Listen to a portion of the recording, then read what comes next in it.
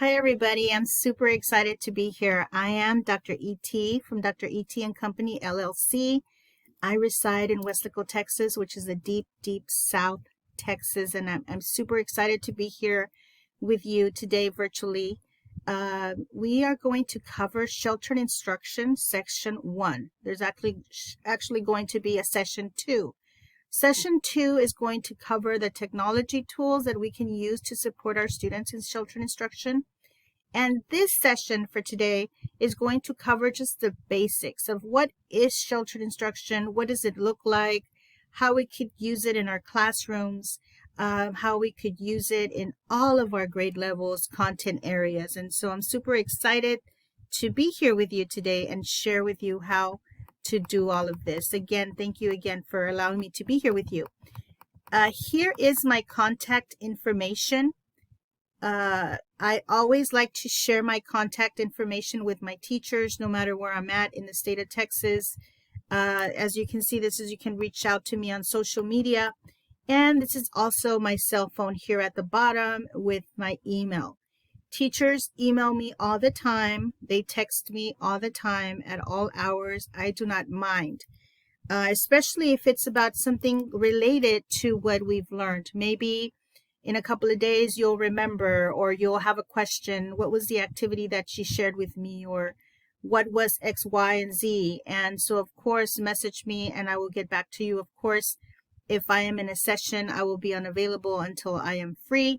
But I usually respond within 24 hours. And it's kind of like this connection that we have once we have a class together, once we have a session together, whether it's virtually asynchronous, whether it's face-to-face, I will be there to support you, of course, whenever you need me.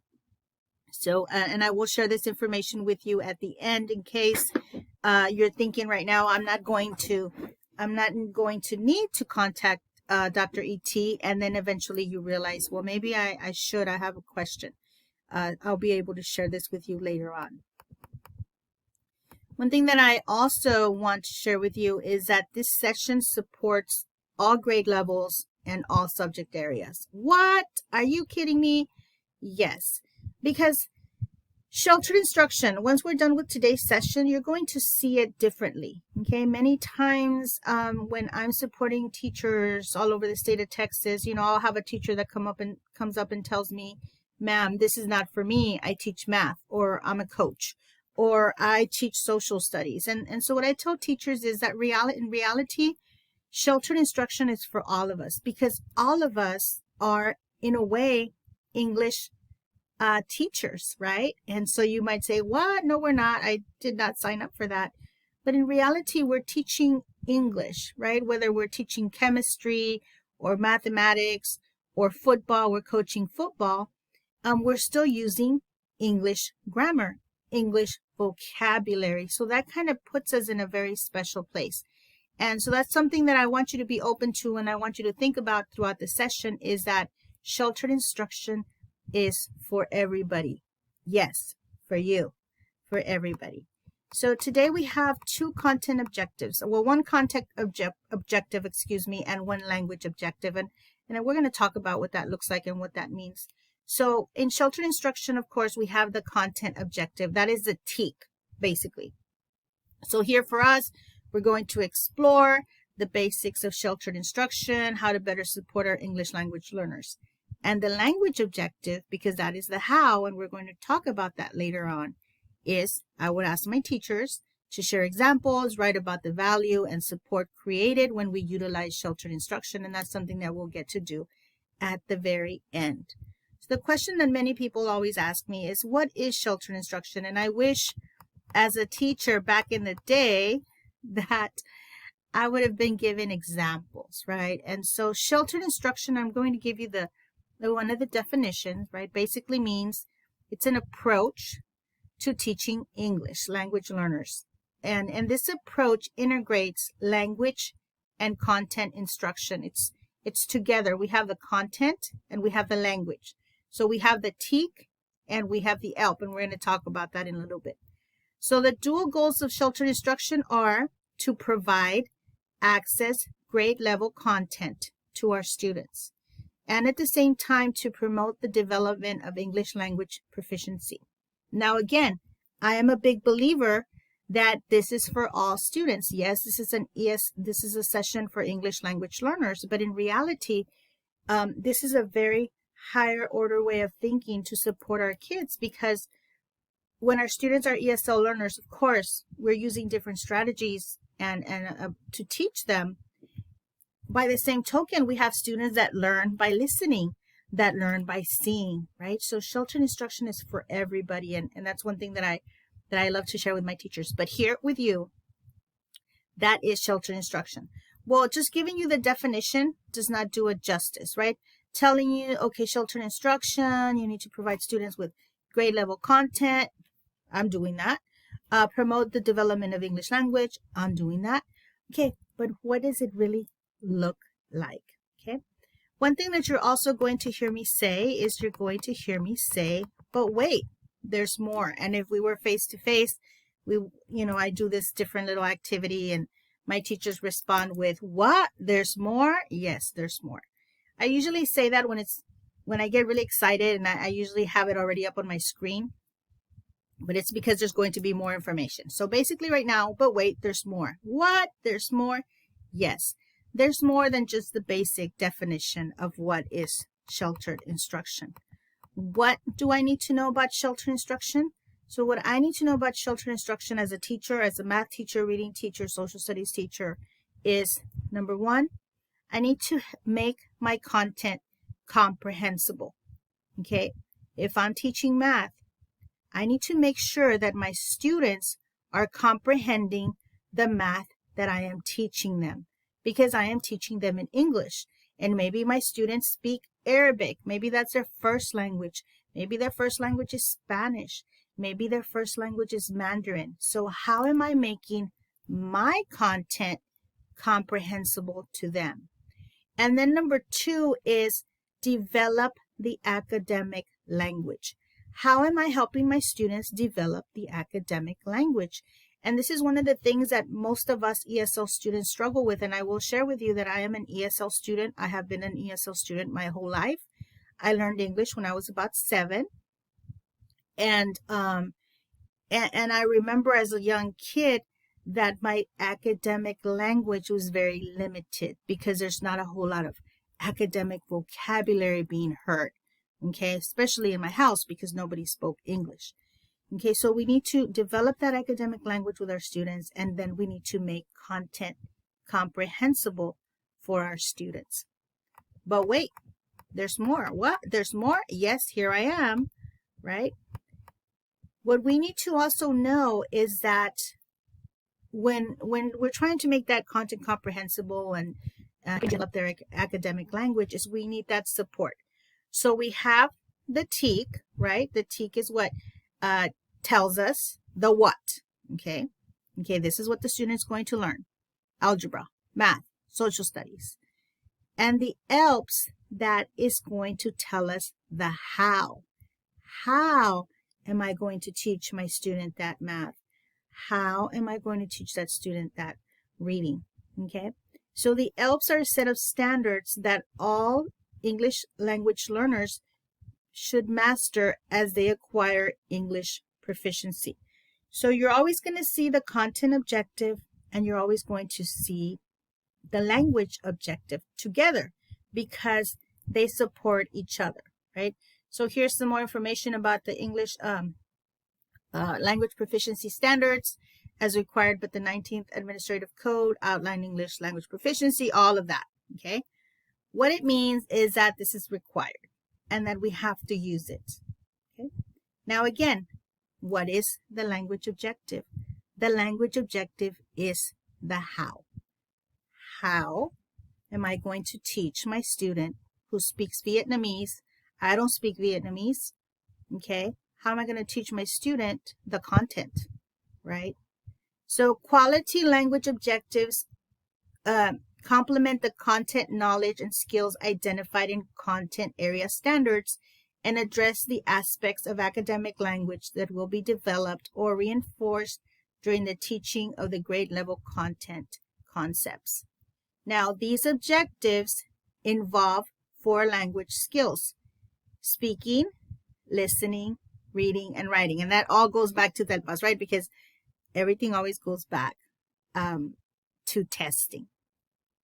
Okay, but wait, there's more. And you're probably thinking, okay, when are we going to get to the actual sheltered instruction activities? And that's actually my favorite part. So now I'm going to show you what that looks like, right?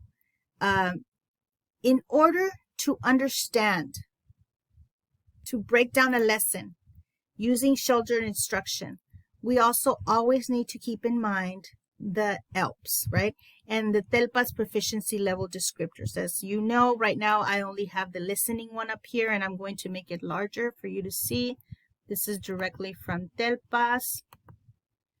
Okay, so these are the level descriptors. This is just for listening. We know that we have them for reading, writing, speaking, and listening and reading. Okay, I need to know if my student is at the beginning, okay, at the beginning level descriptor, or at the intermediate, or at the advanced or the advanced high. Why? Because whatever it is that I'm teaching, again, it goes back to make content comprehensible, develop academic language. Am I doing those things? And are my students understanding what I'm saying? If I have a student that's a beginner in my class, and look here at the level descriptor, beginning English language learners have little or no ability to understand spoken English used in academic and social settings. So then here it gives us more information that the student struggles to understand simple conversations, struggles to identify and distinguish individual words, may not seek clarification in English. Okay, so this is the example that I give my teachers. I tell my teachers, imagine that your principal walks in, well, actually knocks on the door and tells you, here is your new student from Vietnam. He arrived in the United States 2 days ago, and he is now your student. Okay? He has not been in an American school or has not learned any English in his home country. That is a beginning student. Okay? And I know that there's the level descriptors and all that, but usually sometimes it's hard for us to okay, I don't understand. Okay, so that's what I tell my teachers. That student is a beginner, right? And then I even take it to the next level and I tell them, okay, imagine you yourself, you are in a brand new country and you're going to grad school there, and you have to take your grad classes in that other language that you do not know. Okay, so once you get there, we would be what? We would probably be, unless if I were to go to Mexico, I would probably be advanced, right? Not advanced high. But if I were to go to Germany or France, I would be a beginner because I do not know the language, right? So that is very important when we're using sheltered instruction, that we need to know where our kids are. Are they beginning, intermediate, advanced, and advanced high? And of course, this is a fast and furious session, so I'm only just giving you a little bits and pieces, but those are all factors that play into this entire sheltered instruction framework. Okay, so here we have the 4 domains. We have the listening, the speaking, the reading, the writing. We have the proficiency levels. We have beginning, intermediate, advanced, and advanced high. So these are all, ideas that we have to think about in our classrooms, right? Okay, is my student, okay, what am I teaching with my TEKS? Does this, of course, in everything that we're teaching, it includes listening. Okay, are we going to be speaking? Is it just reading? Is it just writing? Is it all of the 4 language domains? And the proficiency level of my students or my student, is he or she beginner, intermediate, advanced, or advanced high? Now, we know that if the student is advanced or advanced high, they need very little support. Okay, I mean, they need support, but they're going to understand you. In reality, it would be like your monolingual students who have been in your schools forever. But even students who have been in our schools forever, they also have questions too, right? Because they might not comprehend or they might not understand. So that's just a whole other ballgame. But think of the language domains and the proficiency levels. So this is where we get to the fun part. what should sheltered instruction look like?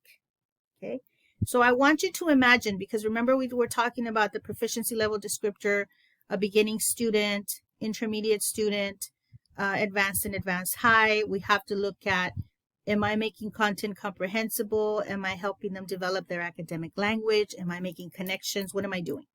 So I want you to imagine that you are the student, okay? And I am the teacher. I am the French teacher, and I actually took French in high school, and I did not pass it. But I'm the French teacher. So you're in my class, and first of all, I want you to think about, depending on your experience and knowledge of French, I want you to think about, are you a beginner in my class? Are you an intermediate in my class? Are you an advanced in my class? Or are you an advanced high? So I want you to look at this paragraph. I want you to read it. I'll give you about a minute or two.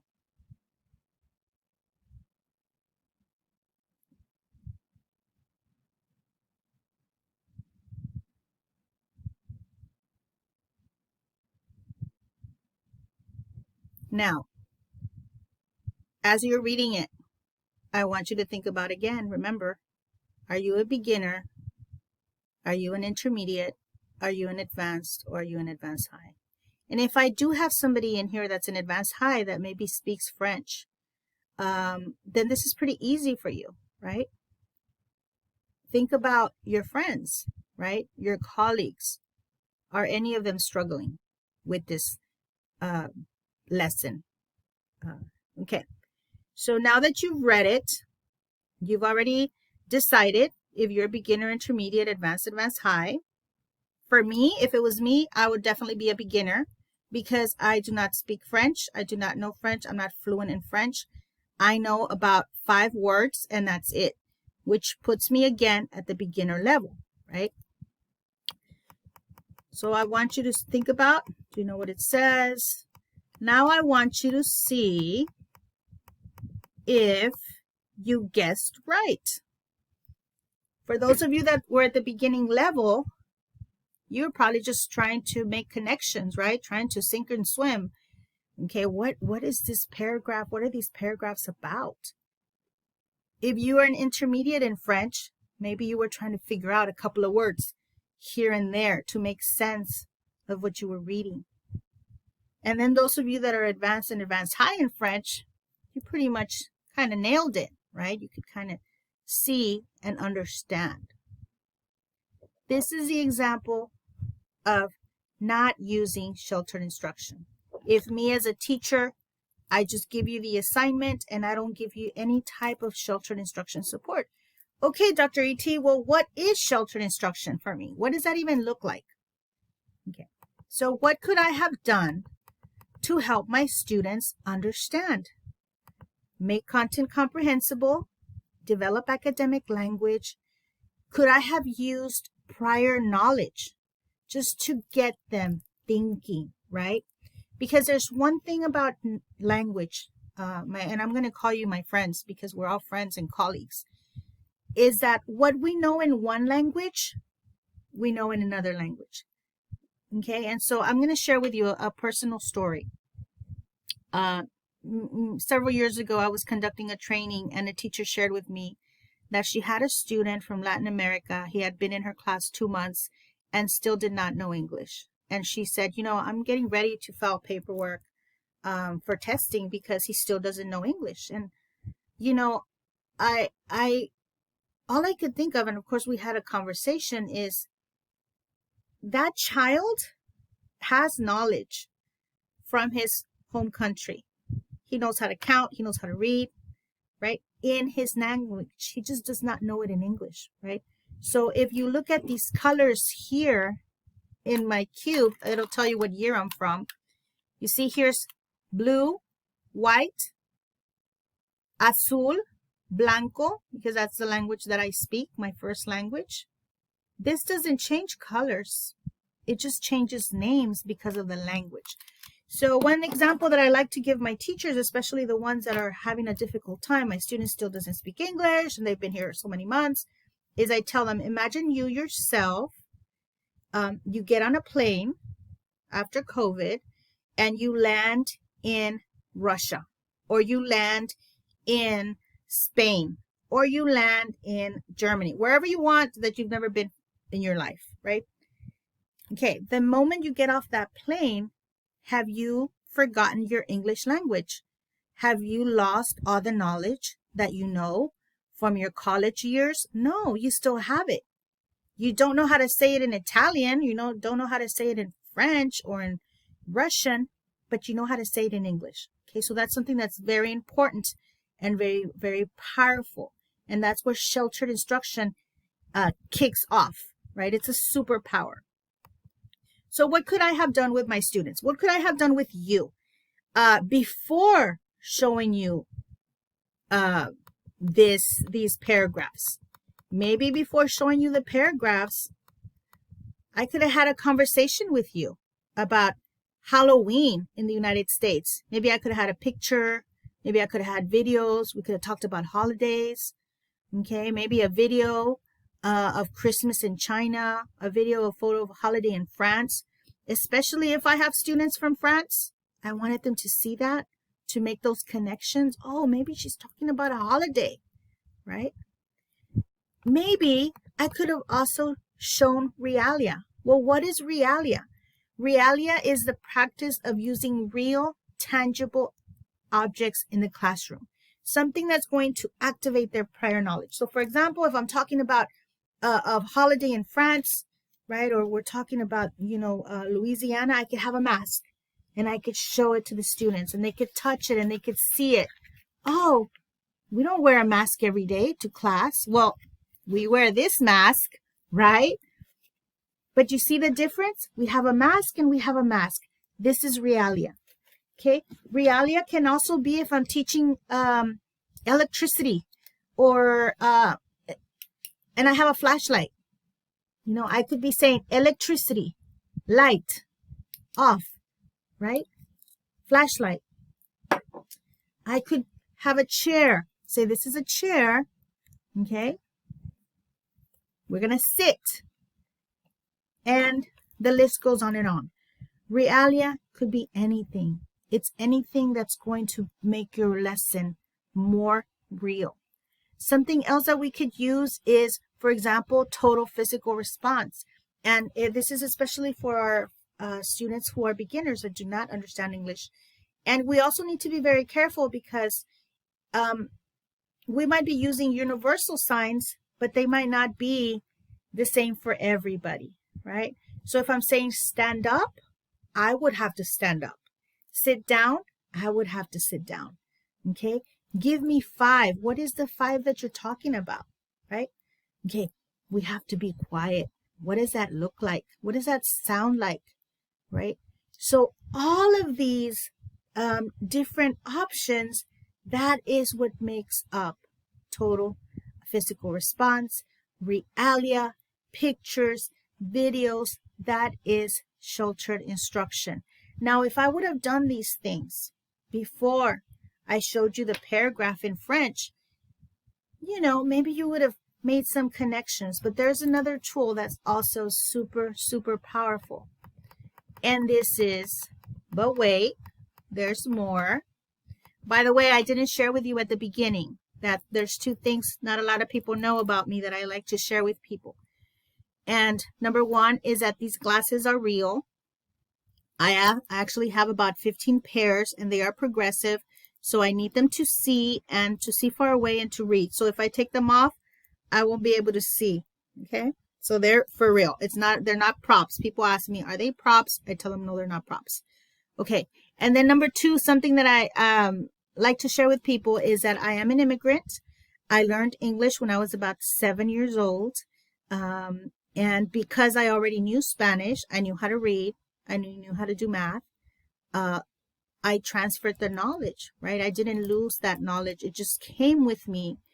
And then I made those connections. And back in those years when I was in school, we did not have sheltered instruction. We had to be our own sheltered instruction on our own. So one of my proudest moments is having served in the United States Army Reserves 100 years ago, and I served as a material control specialist as an immigrant. So I didn't become a resident, a U.S. citizen until after I served. So that's something that I should have shared at the beginning. Hopefully it's not too late to share with you. Okay, so this is my favorite. Cognates. Cognates are an amazing scaffolding tool. Now, especially if our students speak a language that is Latin-based, because if this language is Latin-based, it has a lot of familiarity. Now, I was watching on Netflix the other day a show in Arabic, and so it was in Arabic, and on the bottom it had the words, right? And a lot of the English words or Spanish words in Arabic, some of the words in Arabic sounded similar to some of the words in Spanish and English. Okay, so cognates are words that sound the same, they look the same, and they have a similar meaning. I am going to warn you that, people will tell you, well, what about the fake cognates? Okay, there are fake cognates. Okay, I'm going to give you an example of a fake cognate, like the word in Spanish, embarazado, which means pregnant. In English, the word embarrassed. They're two very different words, but they are spelled almost exactly the same. Okay, so yes, we do have false cognates. I don't like to focus on the false cognates because they're very few. I like to focus on the cognates because 80 to 85% of academic words are cognates. For example, if you look up the word mathematics in German, it's going to be very similar to the word mathematics in English. If you look at the word social studies in Spanish, it's going to be very similar. Okay, so if you have students in your math class from another country, right, and so especially math because it has to do with numbers, but when we're looking at the academic language, the students can make those connections. So what happened with me and my students, I remember having my students teaching. I was teaching 5th grade.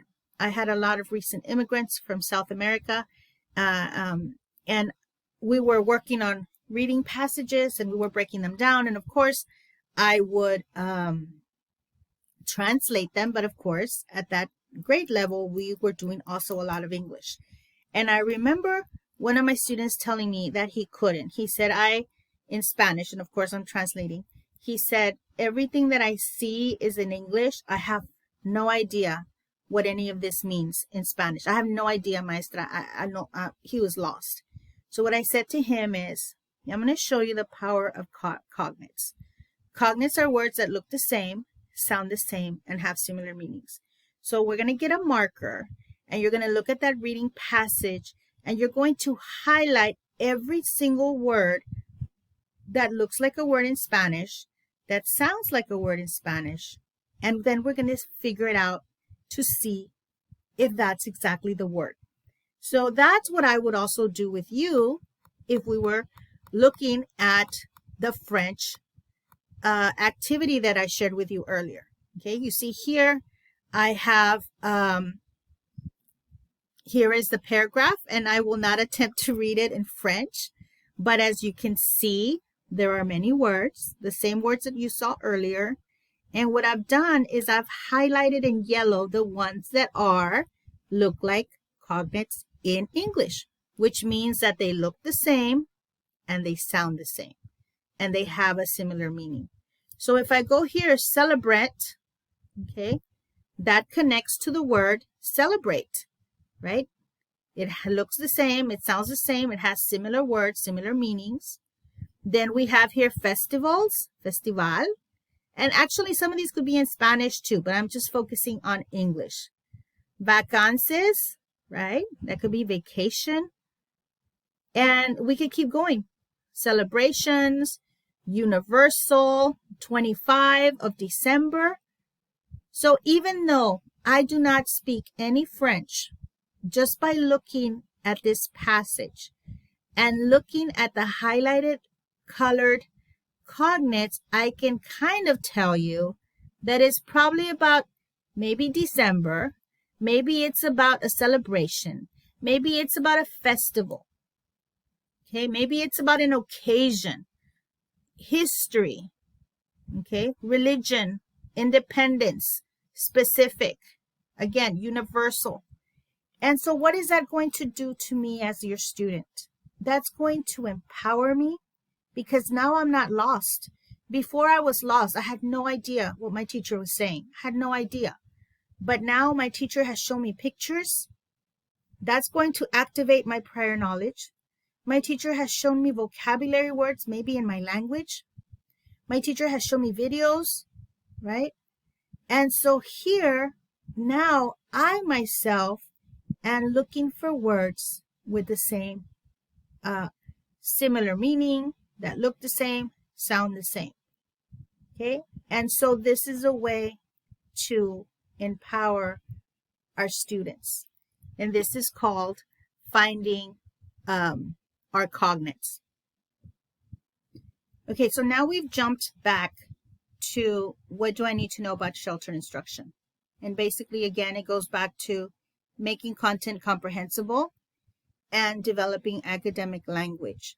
Now, for the video 2, we're going to cover the different types of educational technologies that are available to you, free, user-friendly, that you could use in all of your subjects and all of your classes. So here I'm just going to give you an example of what that would look like. So again, we're looking at making content comprehensible and developing our academic language. So let's say that I'm teaching my students, maybe I'm covering volcanoes, and I could be using this maybe for writing, for science, for even social studies, whatever subject I want. And so again, here is making content comprehensible.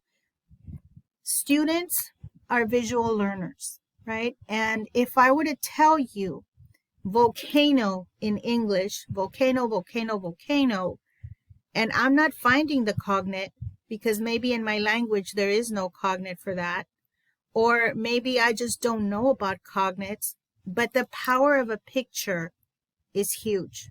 You know, I've had teachers tell me 1,000 times, and I'll never forget, many years ago when I was a facilitator, I had a science teacher sharing with me how he was trying to show his students to teach them what fog was. Fog, F-O-G.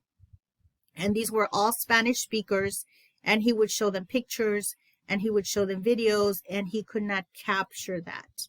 So in his situation, he had to go and search for the meaning of the word fog in Spanish, and the word is sereno. So then he showed them the word sereno, and that was it for them. They were like, you should have said that in the first place, right? So sheltered instruction could be grammar. It could be a vocabulary word, maybe in their home language. It could be a picture. So here, no matter where I'm from, whether I'm from Vietnam or Arabia or Iran or Mexico or Germany, I know what a volcano is, okay? I just know what a volcano is in a different language. This is sheltered instruction, especially right now, my friends, that we are using the technology because of the situation that we've been in with this pandemic. This is an amazing tool, and I'm going to show you what it is tomorrow when we have our second session here. But here, look at that. I could show my students this is the volcano. Do we want to go in? Do we want to go in? Right? In. And then I might say, yes, we do want to go in. Do we want to go up to the sky? How do we say sky in Spanish? How do we say sky in Chinese? Right? This here, all of this is sheltered instruction.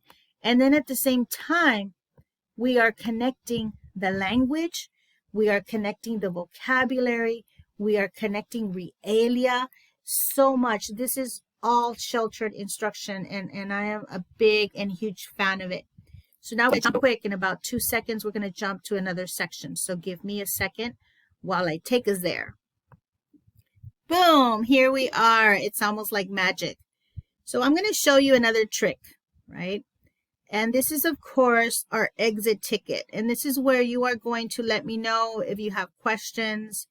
If you want to connect, if you want me to send you some of this information, I would be glad to do so. But I'm going to show you first how to access this exit ticket.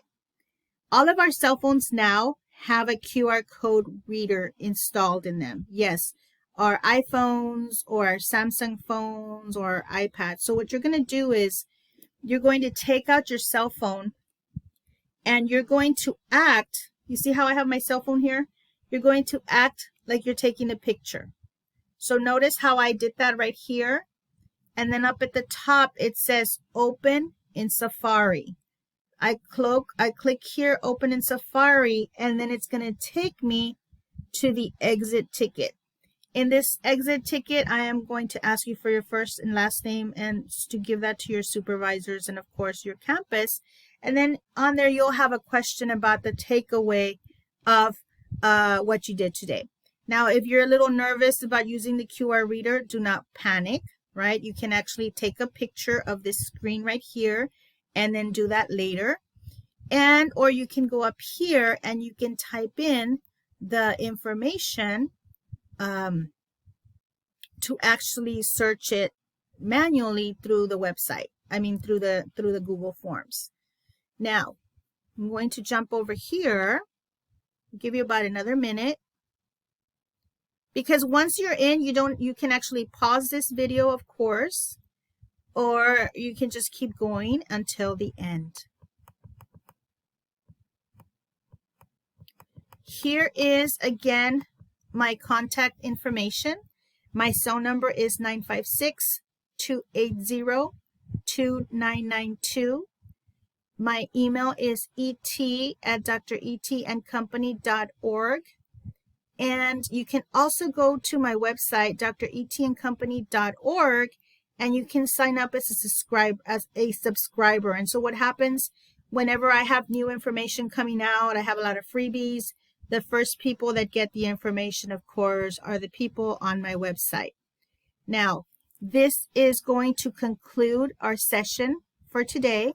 We have covered sheltered instruction, make content comprehensible, develop academic language. This is just the basics. Session 2 is going to be a lot of fun because I'm going to show you different technology tools. And I will start by saying, for those of you that are a little scared or afraid or nervous, is that technology is a mindset. And just to put you at ease, there was a time that I did not even know how to turn on an iPad, and now that's what I do for the state of Texas, is I empower teachers with technology tools left and right. So now that you already know sheltered instruction, what it looks like, what it does for our students, for all of our students, right? ESL students, regular students, that we need to know their level descriptors and how to support them in their content area with their language and academics. Now we're ready to jump into the tech tools. Now the tech tools are amazing. I'm going to tell you, you're going to be super excited and super pumped. It's usually my favorite session. So do not forget to jump into session 2. And don't be afraid to send me a message. And I look forward to hearing from you really soon. God bless you guys, and I'll see you soon. Peace.